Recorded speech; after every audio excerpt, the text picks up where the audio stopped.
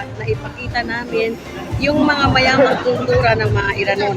Yung aming mga constituents ay nagsama-sama at nakikita na nila yung kanilang mga leaders na nagkakaisa.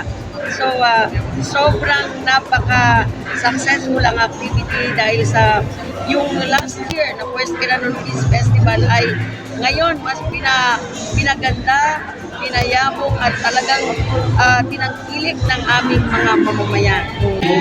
Marami kaming palaro for 3 days, talagang punong-puno kami.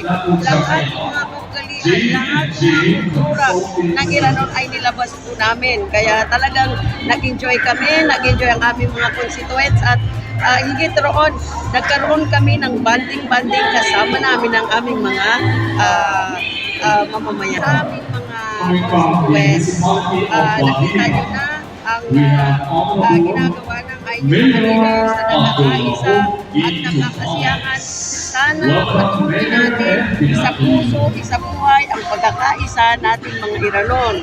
Dahil nga sabi nila, kahit na maliit in terms of population, pero pag nagkakaisa po ay maisulong natin yung ating adhikain na ma-change yung ating narrative from war zone to economic zone.